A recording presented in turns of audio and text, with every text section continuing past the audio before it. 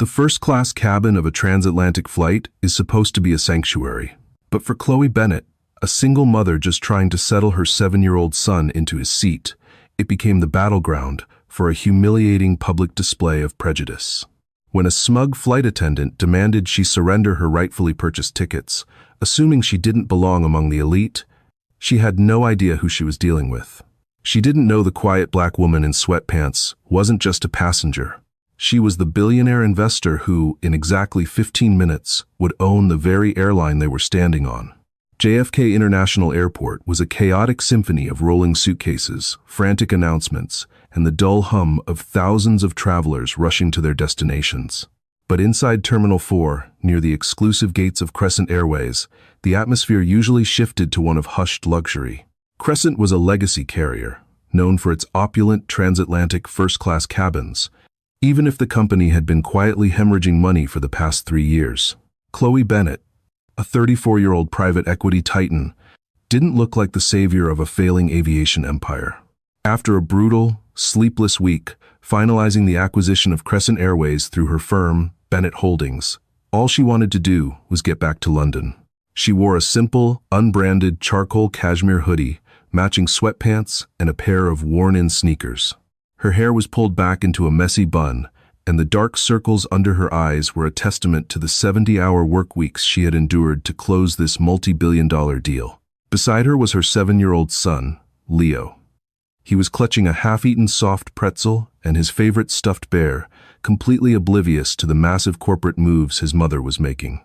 Chloe had specifically booked seats 1A and 1B, the prime, ultra-private suites at the very front of the Boeing 777, so Leo could sleep comfortably on the overnight flight. They bypassed the VIP lounge. Leo had wanted a pretzel from the food court, and Chloe, feeling guilty for working so much lately, indulged him. By the time they walked down the jet bridge, the priority boarding had already finished, and the economy passengers were beginning to file in. Stepping onto the aircraft, Chloe felt the familiar rush of conditioned air.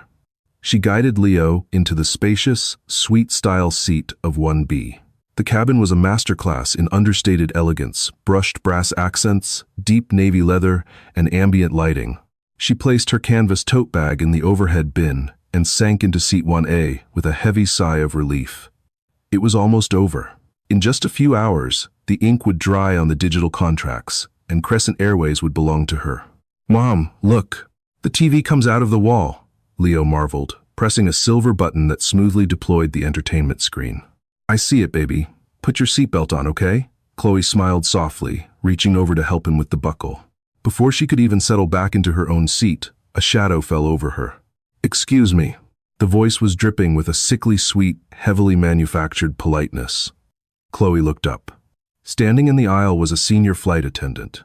Her name tag read Beatrice Sterling. Beatrice was a woman in her late 40s, immaculate and rigid, with hair sprayed into an immovable blonde helmet. Her lips were pressed into a tight, thin smile, but her eyes were cold, scanning Chloe's casual attire and then shifting to Leo. "Can I help you?" Chloe asked, keeping her tone polite but weary. "I believe you've made a wrong turn, miss," Beatrice said, her voice carrying just enough volume for the passengers in row 2 to hear. "This is the first-class cabin. Economy boarding is toward the rear of the aircraft." Chloe blinked, the sheer audacity of the assumption taking a second to register. She took a deep breath, suppressing the immediate spike of irritation. "We haven't made a wrong turn. These are our seats." Beatrice's fake smile faltered for a fraction of a second before returning, tighter than before. "I highly doubt that. If you could just show me your boarding passes, I can point you toward your actual assigned seats." Wordlessly, Chloe reached into her pocket, pulled out her phone, and opened the airline's app. She held up the screen, clearly displaying the 2 digital boarding passes. Chloe Bennett, Leo Bennett, seats 1A, 1B, cabin. First. Beatrice stared at the screen. The evidence was irrefutable, yet she didn't apologize. Instead, a flush of indignation crept up her neck. She pulled a small tablet from her apron and began tapping aggressively. "There must be a system glitch," Beatrice declared smoothly, not looking at Chloe. "These seats were supposed to be blocked out for priority upgrades. Sometimes third-party booking sites create phantom reservations. I booked directly through the airline, Chloe stated firmly. And I paid full fare. There is no glitch. Be that as it may, Beatrice continued, her voice taking on a patronizing, scolding tone. We have 2 of our Diamond Medallion members waiting on standby for these exact suites. I'm going to have to ask you to gather your things. I can see if we have 2 seats together in the main cabin, though I can't guarantee they'll be together. Leo looked up, sensing the tension. Mom, are we in trouble? No, sweetheart. Everything is fine, Chloe reassured him, placing a protective hand on his knee. She turned her gaze back to Beatrice, and the exhaustion in her eyes was entirely replaced by a cold, sharpened focus. The kind of focus that made seasoned Wall Street executives sweat. Let me be crystal clear, Beatrice, Chloe said, her voice dropping to a low, steady register. I am not moving. I paid for these seats. My son and I are flying to London in 1A and 1B. If there is an issue with your Diamond Medallion members, you can kindly inform them that the seats are occupied. The surrounding passengers were now acutely aware of the drama. A wealthy-looking man in seat 2A, wearing a tailored Tom Ford suit, shifted uncomfortably and pretended to read the Financial Times. An older woman across the aisle openly stared, her expression a mix of curiosity and judgment. Beatrice leaned in slightly, dropping the polite facade entirely. Listen to me, she hissed softly. I don't know how you scammed your way into this cabin, but people like you do not belong up here. You are making the other passengers uncomfortable. Now, you can either walk to the back of the plane quietly, or I can have you removed from the aircraft entirely. The choice is yours. Chloe felt a hot flash of pure, unadulterated fury. People like me? She echoed, her voice terrifyingly calm. I am going to get my supervisor, Beatrice said, standing up straight and smoothing her skirt. Do not get comfortable. She spun on her heel and marched toward the galley. The minutes that followed felt agonizingly slow. Chloe pulled out her phone and checked her messages. A text from her lead attorney, Jonathan Hayes, sat at the top of her notifications. Final paperwork is loaded in the portal. Awaiting your signature, boss. Drinks on me when you land. She looked at the message, then looked at her son, who had retreated into himself, nervously picking at the fabric of his teddy bear. The blatant disrespect, the profiling, the utter humiliation, it wasn't just about the seats. It was about the institutional arrogance of a company that thought it could treat its paying customers like dirt based on a superficial assessment of their worth. A company that, ironically, was surviving strictly on borrowed time and Chloe's capital. Mom, we can go to the back, Leo whispered, his voice trembling slightly. I don't mind. I don't want the mean lady to yell at you. Chloe felt a physical ache in her chest. She unbuckled her seatbelt and leaned over, kissing his forehead. Listen to me, Leo. We never, ever give up the space we earned just because someone else doesn't like how we look in it. We stay right here. Heavy footsteps echoed from the galley. Beatrice had returned, and she wasn't alone.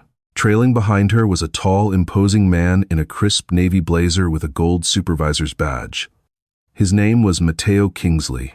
He had the arrogant swagger of a middle manager who relished the tiny fraction of authority he possessed. Ma'am, I am the lead cabin manager for this flight, Matteo said loudly, announcing his presence to the entire first-class cabin. He didn't offer a greeting. He didn't ask what the problem was. Beatrice had clearly already fed him a narrative, and he had swallowed it whole. Good morning, Matteo, Chloe said evenly. There's no need for pleasantries, Matteo interrupted, crossing his arms. My flight attendant informs me that you are refusing to vacate seats that were flagged for an operational upgrade. Furthermore, she states you've been hostile and disruptive. Hostile? Chloe let out a dry, humorless laugh. I showed her my valid boarding passes. She accused me of scamming my way onto the flight and told me people like me don't belong here. I suggest you check your manifest, Matteo. It will show you exactly who paid for these seats. Matteo barely glanced at the tablet Beatrice thrust toward him. The system can be manipulated, ma'am. Third-party apps, stolen credit cards, we see it all the time. The bottom line is that these seats are required for our VIP loyalty members. I am officially ordering you to relocate to economy. If you refuse an order from a crew member, you are violating federal aviation regulations. You are accusing me of credit card fraud now? Chloe asked, her voice echoing slightly in the quiet cabin. The man in 2 lowered his newspaper, his eyes wide. I am stating facts, Matteo said, puffing out his chest. You are delaying this flight. Every minute we sit at this gate costs this airline thousands of dollars. Now, pack up your bags, take your child, and move to the back. If I have to ask you one more time, I will call Port Authority police and have you arrested for trespassing and disturbing the peace. Arrested. The word hung in the air like a guillotine. Leo gasped, tears welling up in his eyes. He grabbed Chloe's arm. Mom, please, don't let them take you to jail. That was it. The final thread of Chloe's patience snapped. The mother in her wanted to scream. The CEO in her wanted to utterly decimate them. She chose the latter. It was colder, sharper, and infinitely more devastating.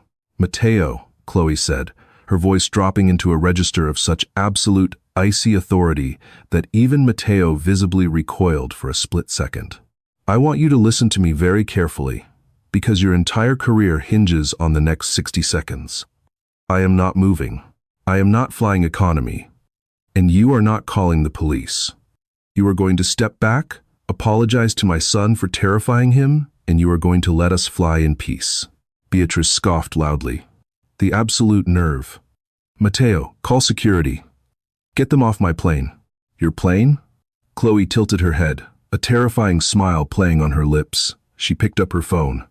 That's an interesting choice of words, Beatrice. Chloe ignored them both and dialed a number. She put the phone on speaker and set it on the wide armrest, separating her from Leo. It rang twice before a crisp, professional voice answered. Jonathan, Chloe said. Chloe, good morning. You're at the gate, right? The DocuSign is ready whenever you are. The board at Crescent Airways is sweating bullets waiting for the notification, Jonathan Hayes replied, his voice projecting clearly through the first-class cabin. Mateo frowned, looking down at the phone. Beatrice shifted her weight, looking confused. Jonathan, a change of plans, Chloe said, never breaking eye contact with Mateo. I am currently sitting in seat 1A on flight 402. I have a flight attendant named Beatrice Sterling and a cabin manager named Mateo Kingsley standing over me, threatening to have me arrested for credit card fraud because they don't believe a black woman in sweatpants can afford a first-class ticket. There was a dead silence on the other end of the line. When Jonathan spoke again, the jovial tone was entirely gone, replaced by the lethal sharpness of a top-tier corporate litigator. Excuse me? Are they out of their minds? It seems so, Chloe replied lightly. Tell me, Jonathan, what time does the transfer of majority shares officially execute once I sign the document? The second the cryptographic signature is verified on the blockchain, the wire transfer from Bennett Holdings is released. Instantly. The moment you sign, you legally own 68% of Crescent Airways. You are their boss, their board's boss, everyone's boss. Mateo's face drained of color. The arrogant sneer melted off his face, replaced by a look of sheer, unadulterated horror. He looked from the phone, to Chloe, to the canvas tote bag at her feet, noticing for the first time the subtle, custom-embroidered B.H. on the strap. Beatrice, however, wasn't connecting the dots. This is a pathetic bluff, she sneered, leaning over to Mateo. She's calling a fake lawyer. Just call security, Mateo. Shut up, Beatrice, Mateo hissed, his voice trembling. He took a step back, holding his hands up defensively. Ma'am? Miss Bennett? Chloe didn't acknowledge him. She opened the email app on her phone, tapped the encrypted link, and pulled up the 100-page acquisition agreement. Jonathan, I am signing the final page right now, Chloe said. She used her finger to trace her signature across the screen. She hit submit. A green checkmark appeared on the screen. Received, Jonathan said over the speaker. Congratulations, Chloe. You are now the majority owner of Crescent Airways. Should I notify the CEO? Yes, Chloe said, staring dead into Mateo's panicked eyes. Call Arthur Pendleton. Wake him up if you have to. Tell him his new boss is on flight 402, and tell him to get his director of human resources on the phone immediately. We have some instant restructuring to do. She ended the call. The silence in the cabin was deafening. The man in 2A let out a low, slow whistle. Chloe calmly locked her phone and looked up at the two employees standing before her. Now, Chloe said softly, the silence in the cabin making her voice sound like thunder. Whose plane did you say this was, Beatrice? The silence inside the first-class cabin of Flight 402 was absolute. It was the kind of heavy, suffocating quiet that precedes a devastating storm. The ambient hum of the Boeing 777's auxiliary power unit seemed to amplify the tension.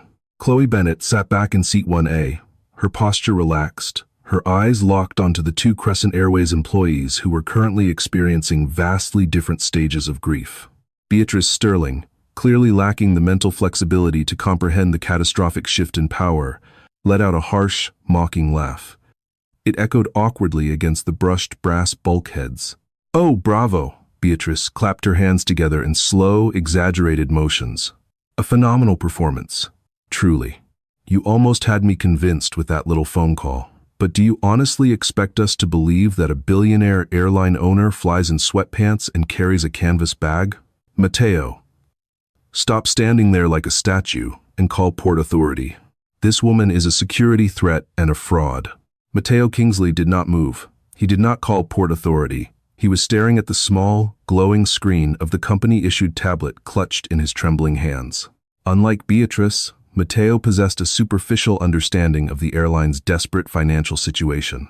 The rumors had been swirling in the break rooms and dispatch centers for months. Crescent Airways was bankrupt in all but name. They were waiting on a mystery private equity firm to bail them out, or else thousands of jobs were going to evaporate before Christmas. He remembered the name of the firm from a panicked memo sent by the union rep 2 days ago, Bennett Holdings. Mateo slowly raised his eyes. The color had completely drained from his face, leaving a sickly, ashen gray in its wake. He looked at the embroidered B.H. on Chloe's tote bag. He looked at the calm, terrifying certainty in her dark eyes. "Beatrice," Mateo choked out, his voice barely a raspy whisper. "Stop talking." "Excuse me?" Beatrice snapped, turning her sharp, manicured glare toward her supervisor. "I am trying to secure this cabin. If you won't do your job, I will go to the flight deck and inform Captain Marshall that we have a hostile stowaway." "I said shut your mouth, Beatrice," Mateo suddenly shouted, the sheer panic in his voice causing several passengers in the rows behind them to jump. He turned back to Chloe, his hands shaking so violently he nearly dropped the tablet. The arrogant swagger of the middle manager was completely obliterated, replaced by the desperate, groveling terror of a man watching his pension, his career, and his livelihood go up in flames. Miss Bennett," Mateo stammered, taking a hesitant step forward and instinctively bowing his head. I had no idea. There was a miscommunication. A terrible miscommunication. The manifest clearly stated my name. "Mateo," Chloe interrupted, her voice a smooth, icy blade cutting through his pathetic excuses. "The boarding pass clearly stated my cabin. The only miscommunication here was your assumption that a black woman traveling with her son couldn't possibly be your VIP. No, please, that wasn't it at all," Mateo pleaded, sweat beading on his forehead and rolling down the sides of his face. "We are under strict directives to accommodate Diamond Medallion members. It was an operational error." "Beatrice," he pointed a trembling finger at the senior flight attendant. "Beatrice told me you were uncooperative. I was only acting on the information provided by my crew." Beatrice's jaw dropped. The betrayal was instantaneous and brutal.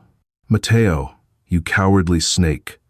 You were the one who said we needed to clear these seats for the standby VIPs, because you told me she didn't belong here." Mateo fired back, throwing his subordinate firmly under the heavy, fast-moving bus. "You profiled her, Beatrice. I just assumed you had verified the ticketing error. Are you two quite finished?" Chloe's voice wasn't loud, but it possessed a commanding gravity that instantly silenced their bickering. She reached over and gently stroked Leo's hair. The little boy was no longer crying. He was watching the two adults unravel with wide, fascinated eyes. Before either Mateo or Beatrice could respond, the heavy, reinforced door of the flight deck clicked open. Captain Marshall, a seasoned veteran with silver hair and 4 gold stripes on his epaulettes, stepped into the galley. He looked displeased. "Mateo, Beatrice, what is the holdup?" Captain Marshall demanded, his booming voice carrying authority. "We are 12 minutes past our departure window. Ground control is threatening to pull our slot, and I have a cabin full of people who want to get to London. What is the issue?" Beatrice saw her opening. She practically sprinted toward the captain, her face twisted into a mask of distressed victimhood. Captain Marshall, thank goodness, she gasped, clutching her chest. We have a severe situation. The woman in 1A is refusing to vacate a seat she doesn't own. She verbally assaulted me, faked a phone call to a lawyer, and is now causing Mateo to have some sort of panic attack. I need your authorization to have airport police forcibly remove her. Captain Marshall frowned deeply. He looked past Beatrice, his eyes landing on Chloe and the young boy beside her. He then looked at his lead cabin manager, who was currently leaning against the bulkhead, looking as though he might throw up. Mateo? Captain Marshall asked. Is this true? Before Mateo could force a word past his paralyzed vocal cords, the captain's personal radio clipped to his belt emitted a shrill, high-priority alert tone. At the exact same moment, the internal phone on the galley wall began to flash bright red. It was the direct line from Operations Control. Captain Marshall unclipped his radio, his brow furrowed in confusion. Marshall here. Go ahead, dispatch. The voice that came through the speaker was frantic, echoing slightly in the quiet cabin. Captain Marshall, this is JFK Tower Operations. Hold your position at Gate 14. Do not close the boarding door. I repeat, do not close the door. We have a code red priority patch coming through from corporate. The CEO is on the line for you. Beatrice smirked, turning back to glare at Chloe. You hear that? The CEO. You've delayed this flight so much that corporate is involved. You are going to federal prison. Chloe simply smiled. It was a cold, predatory smile. I think you should listen to the radio, Beatrice. The radio crackled again. This time, the voice was different. It wasn't the measured tone of an air traffic controller. It was the breathless, panicked voice of Arthur Pendleton, the CEO of Crescent Airways. Captain Marshall, this is Arthur Pendleton. Are you on speaker? I am, sir. We are holding at the gate, Captain Marshall replied, looking increasingly bewildered. Listen to me very carefully, Marshall. I just received a call from Bennett Holdings. The acquisition is complete. As of 3 minutes ago, Crescent Airways has been entirely bought out. We have a new majority owner. Her name is Chloe Bennett. Captain Marshall blinked. Understood, sir.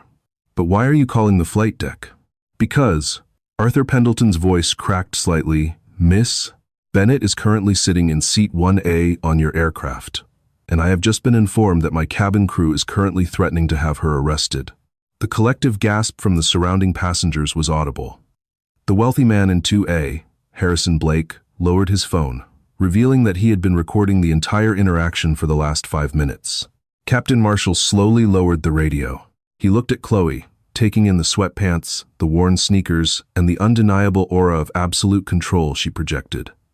He then turned his gaze to Beatrice and Mateo. If looks could incinerate, the two employees would have been ash.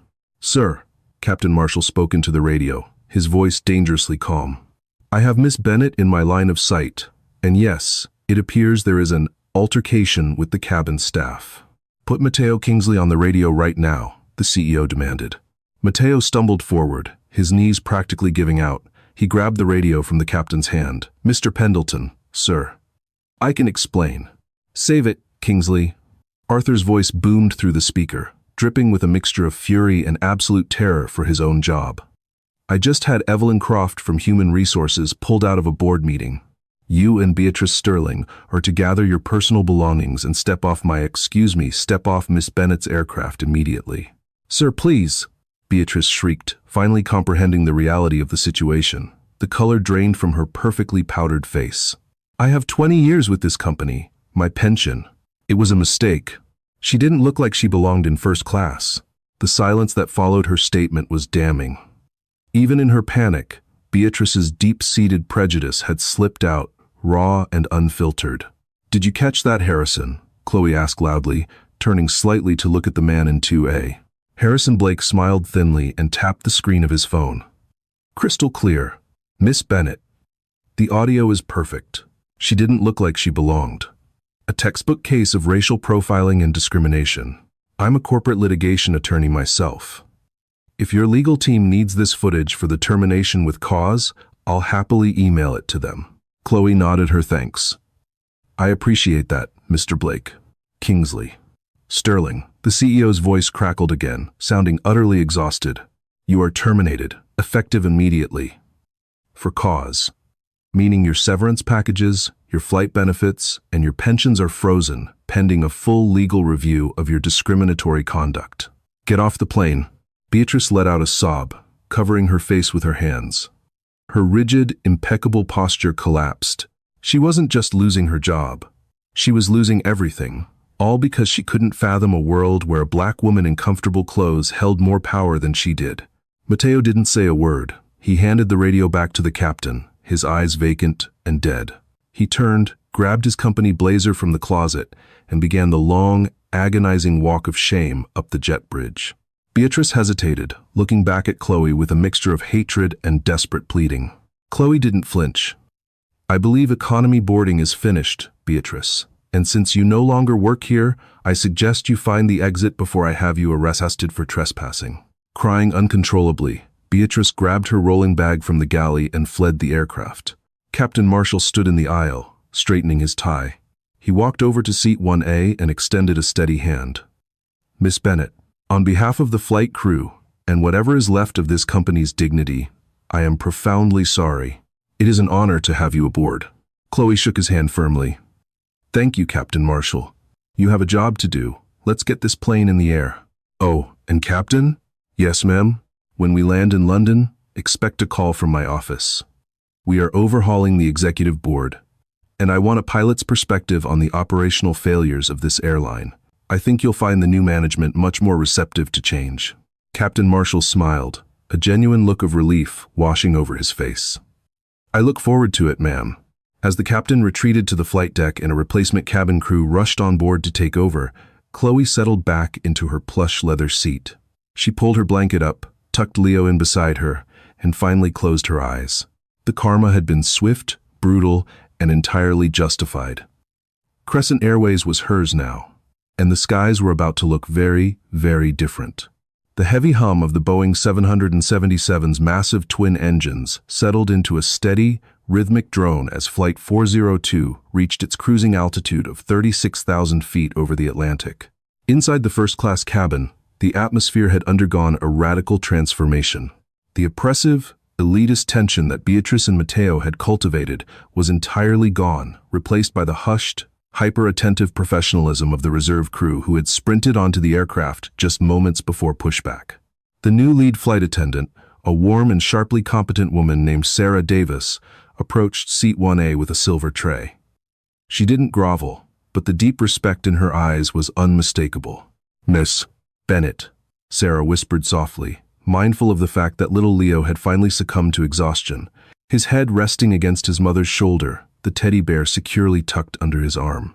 "I have the chamomile tea you requested, and I took the liberty of bringing a warm cookie for your son, for when he wakes up." "Thank you, Sarah." "That's very thoughtful," Chloe replied, offering a tired but genuine smile. She took the porcelain teacup. "And please, tell the rest of the crew to relax. I know you were all thrown into the fire today. I just want a quiet flight. You won't hear a peep out of me." "It is our pleasure, ma'am." "Truly," Sarah said before seamlessly retreating to the galley. Chloe took a sip of the tea, the warmth finally unknotting the tight muscles in her shoulders. She reached for her laptop, intending to review the preliminary restructuring documents for Crescent Airways, but a gentle clearing of a throat caught her attention. Harrison Blake, the corporate litigation attorney in seat 2A, was leaning slightly across the aisle. "Miss Bennett," Harrison said, his tone professional and measured. "I don't mean to intrude on your privacy, but regarding the footage I captured, I've already backed it up to my firm's secure servers. The question is, what do you want me to do with it? As the new owner of the airline, a video of your staff racially profiling and threatening a passenger is a public relations nightmare. If you want me to delete it to protect the brand's stock price come Monday morning, I will." Chloe looked at the man. It was a fair question. The traditional Wall Street playbook dictated that a new owner should bury any negative press to maintain consumer confidence and protect the newly acquired asset. But Chloe Bennett hadn't built a multi-billion-dollar private equity firm by following the traditional playbook. She built it by finding the rot in failing companies, exposing it, and cutting it out with surgical precision. "Mr. Blake, Crescent Airways has been bleeding money for 3 years because its leadership is arrogant, out of touch, and fundamentally broken," Chloe stated quietly, her eyes hard. "That rot trickled all the way down to the gate agents and the cabin crew. Covering it up just perpetuates the disease. Harrison raised an eyebrow, clearly impressed. So, you want it out? I don't want to just own this airline, Harrison. I want to gut its toxic culture and rebuild it, Chloe said, turning her gaze to the dark window. With your permission, I want you to post it, unedited. Post it on LinkedIn, post it on X, send it to Bloomberg. Let the world see exactly why Crescent Airways needed a hostile takeover. By the time we land in London, I want the old guard of this company to have nowhere left to hide. Harrison's thin smile returned, wider this time. I admire your strategy, Miss Bennett. Consider it done. Have a restful flight. As Chloe closed her eyes, leaning her head back against the plush leather, Harrison connected to the aircraft's high-speed satellite Wi-Fi. He drafted a concise, devastatingly objective post, attached the high-definition video of Beatrice and Mateo's meltdown, and hit publish. While Chloe and Leo slept somewhere over the mid-Atlantic, the internet erupted. The video was a perfect storm of viral outrage. It had everything. Blatant, condescending prejudice, an innocent child, the smug arrogance of middle management, and the ultimate, cinematic twist of the victim, turning out to be the billionaire buyer of the entire company. Within 2 hours, the hashtag number Crescent Airways was the #1 trend globally. Within 4 hours, major news networks had picked up the footage. CNN and CNBC were running split-screen segments, analyzing both the horrific customer service failure and the shocking, unannounced finalization of Bennett Holdings' acquisition. Aviation influencers dissected the legalities of the crew's threats, while social justice advocates rallied behind Chloe's calm, lethal dismantling of the situation. The court of public opinion was swift and merciless.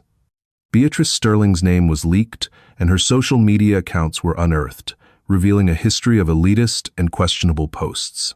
The PR department at Crescent Airways' London headquarters went into absolute meltdown, completely paralyzed because the CEO, Arthur Pendleton, had explicitly ordered them to say nothing until he could figure out how to save his own job. By the time Flight 402 began its descent into London Heathrow, the old Crescent Airways was effectively dead in the water, completely dismantled by a 3-minute smartphone video and the undeniable power of a woman who refused to move to the back of the plane. "Mom, why are there so many cameras?" Leo asked, shrinking back against Chloe's side as they stepped off the private VIP jet bridge at Heathrow's Terminal 5. Beyond the frosted glass doors of the arrival lounge, a sea of flashing bulbs and microphones was held at bay by a line of airport security. The story had become international front-page news. "They're just curious, baby. But we aren't going to talk to them today," Chloe reassured him, tightening her grip on his hand. Waiting just inside the terminal was Chloe's London-based crisis management team, led by Samantha Reed, a fiercely intelligent PR director in a sharp crimson suit. Alongside her was Jonathan Hayes, Chloe's lead counsel, who had taken a red-eye flight from New York the night before to be there for the physical transition of power. "Welcome to London, boss," Jonathan said, a wide grin on his face as he took Chloe's heavy canvas tote bag. "I see you've already started the restructuring process." "You saw the video," Chloe deadpanned. "The whole planet has seen the video." Samantha chimed in, falling into step beside Chloe as they flanked her, shielding Leo from the flashes of the press as they moved quickly toward a private exit. "Arthur Pendleton is currently barricaded in the executive boardroom at the Canary Wharf headquarters. The board of directors is panicking. The stock is technically halted until Monday, but gray market indicators show it would be tanking if it were open solely because of the discrimination scandal." "Good," Chloe said, her voice devoid of any warmth. "Let the old valuation burn. We bought it at a distressed price anyway. Now I have the leverage to fire the entire C-suite with cause. Samantha, I want a black car to take Leo to the hotel with his nanny. Jonathan, you're with me. We are going straight to Canary Wharf." An hour later, Chloe pushed open the heavy double oak doors of the Crescent Airways executive boardroom. The room was a sprawling monument to corporate excess, floor-to-ceiling windows overlooking the Thames, a massive mahogany table, and 25 plush leather chairs. Sitting in those chairs were the remnants of the old guard, a dozen older executives who looked as though they hadn't slept in a week. At the head of the table stood Arthur Pendleton, the CEO. Arthur was a man who looked like he had been born in a tailored suit, slick, polished, and perpetually condescending. But today, he was sweating. The room fell dead silent as Chloe walked in. She hadn't changed clothes. She was still wearing the charcoal sweatpants and sneakers, a stark, deliberate contrast to the sea of bespoke wool and silk ties in the room. Jonathan stepped in behind her, carrying a sleek metal briefcase. Arthur forced a painfully tight smile and took a step forward, extending his hand. "Miss Bennett, welcome. We were expecting you to perhaps stop at your hotel first. I must apologize profusely for the abhorrent behavior of those two rogue employees this morning. I assure you, it does not reflect the values of Crescent Airways." Chloe did not take his hand. She walked past him, moving to the opposite end of the long table. She placed her hands on the polished wood and looked down the length of it, her eyes pinning Arthur in place. "Arthur, let's skip the theatrical apologies," Chloe said, her voice echoing in the cavernous room. "Those employees weren't rogue. They were a direct product of the culture you cultivated. A culture that prioritizes the illusion of elite prestige over basic human decency, while simultaneously running the company's finances into the ground." A murmur rippled through the seated executives. Arthur's fake smile vanished, replaced by a defensive scowl. "Miss Bennett, with all due respect, I have kept this airline afloat through an unprecedented industry downturn," Arthur retorted, puffing out his chest. "And per the terms of the acquisition agreement finalized this morning, I am entitled to my position as CEO through the end of the fiscal year. Or, in the event of an early termination, my agreed-upon severance package of $15 million. He looked smug, relying on the ironclad contracts his own lawyers had drafted months ago. He assumed Chloe was just another corporate raider who would pay him off to go away quietly. Chloe looked at Jonathan. Jonathan popped the latches on his metal briefcase, pulled out a stack of documents, and slid them down the long table toward Arthur. "You should read subsection 4, paragraph B, of the final addendum you signed last week, Arthur," Jonathan said pleasantly, though his eyes were sharp as daggers. Arthur frowned, picking up the document and flipping through the pages. "Allow me to summarize," Chloe stated, her voice slicing through the heavy air in the room. "That is the Morals and Reputation Clause. It explicitly states that if the outgoing executive board causes or allows a catastrophic public relations event that deeply damages the brand's global reputation and consumer goodwill prior to the transition, all golden parachutes, severance packages, and vested stock options are immediately frozen, pending a full independent investigation." Arthur's face went completely pale. The paper trembled in his hands. You can't be serious. A flight attendant being rude is not a catastrophic event." Chloe picked up a remote control from the table and pointed it at the massive smart glass wall at the side of the room. The glass frosted over, turning into a massive high-definition screen. She pressed a button. The video filled the room. Beatrice Sterling's voice echoed off the mahogany. "I don't know how you scammed your way into this cabin, but people like you do not belong up here." Then Matteo Kingsley's panicked voice. And finally, Harrison Blake's clear narration of the profiling. "As of 20 minutes ago, Arthur, this video has 85 million views across all platforms," Chloe said, turning off the screen. The silence in the room was deafening.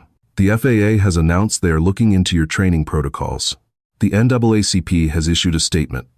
Your brand is radioactive, and it happened under your direct operational watch." "This is a setup," Arthur yelled, slamming his hands on the table. "You orchestrated this to steal my severance. I orchestrated being racially profiled in front of my 7-year-old son?" Chloe's voice dropped an octave, the cold fury in her tone making several executives physically flinch. "You are a fool, Arthur, and as of this exact second, you are fired. Without pay, without severance. You will leave this building immediately, or I will have the building's security physically throw you out into the mob of reporters waiting downstairs." Arthur stood frozen, his mouth opening and closing like a suffocating fish. He looked around the table at his fellow board members, seeking support. All of them looked away, staring firmly at their expensive leather portfolios. They knew it was over. The predator was in the room, and she had already won. "Pack your desk, Arthur," Chloe commanded softly. Defeated, humiliated, and financially castrated, the former CEO of Crescent Airways grabbed his briefcase and stumbled out of the boardroom, the heavy oak doors clicking shut behind him. Chloe looked at the remaining executives. They were terrified. "Now," Chloe said, pulling out the chair at the head of the table and sitting down. Her posture relaxed but exuding absolute authority. Which one of you wants to explain to me why your maintenance budget was slashed by 20% last quarter? The dust in the boardroom had barely settled, but the atmosphere had shifted from one of paralyzed terror to a cautious, electric-focused energy. Chloe Bennett didn't believe in leading through fear alone. Fear was a short-term motivator that bred resentment and sloppiness. She believed in leading through a shared, uncompromising vision. She spent the next 4 hours dismantling the old Crescent Airways piece by piece. One by one, the department heads presented their optimized budgets, and one by one, Chloe shredded them. She discovered that while the first-class champagne budget had increased by 15%, the frontline staff's conflict de-escalation training had been completely cut 2 years prior. She found that the VIP loyalty desk had a secret manual that encouraged agents to profile for high-value aesthetic when processing standby upgrades, a corporate euphemism for the very prejudice she had experienced. This manual, Chloe said, holding up a slim, silver-embossed booklet she'd pulled from the COO's folder. This is not a policy. This is a liability. It is also an insult to every person who has ever bought a ticket on this airline. Burn them. All of them. By Monday, I want a new set of protocols on my desk that focus on one thing: radical inclusion. By 8 p.m., the boardroom was empty except for Chloe and Jonathan. The London skyline glittered outside, the shard piercing the dark clouds like a glass needle. Chloe rubbed her temples, the weight of the day finally catching up to her. "You did it, boss," Jonathan said, handing her a glass of water. "The board is purged. The press is already spinning the Bennett turnaround narrative. And the best part? I just got a call from our legal team in New York. Beatrice Sterling and Matteo Kingsley tried to file for wrongful termination and emotional distress." Chloe looked up, a tired smirk playing on her lips. And the footage from Harrison Blake was so definitive, and the morals clause so airtight, that no firm in the tri-state area will take their case. They're toxic, Chloe. They're finished in the industry. Matteo is reportedly looking for work in a warehouse. And Beatrice, well, she's currently the most hated woman on the internet. "I don't take joy in their misery, Jonathan," Chloe said softly, looking out at the city. "But I do take satisfaction in the fact that they can never do that to another mother or another child ever again. The system failed because they were the system. So, I changed the system." The next morning, Chloe didn't take a private car back to the airport. She took a standard taxi. She didn't walk through the VIP entrance. She walked through the main terminal of Heathrow, Leo holding her hand. As she approached the Crescent Airways check-in counters, she saw something that made her stop.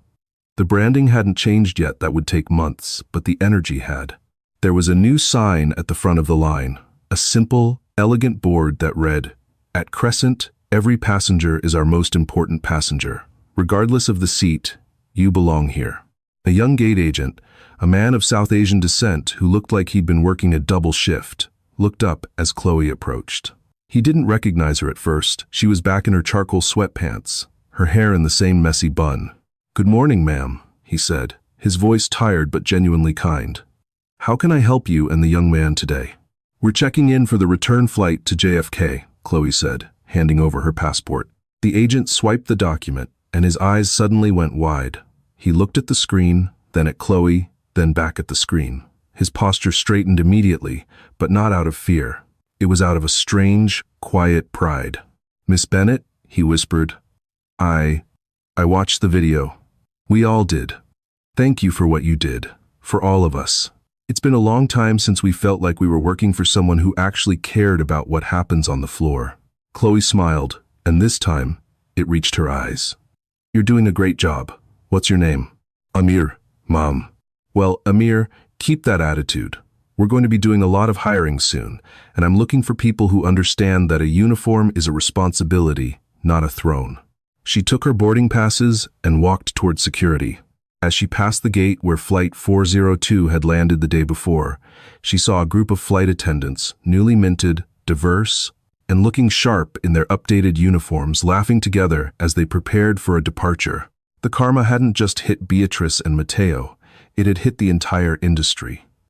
It was a reminder that in a world where you can be anything, being a bully is the most expensive choice you can make. Chloe boarded her flight, the same 777, but a different world.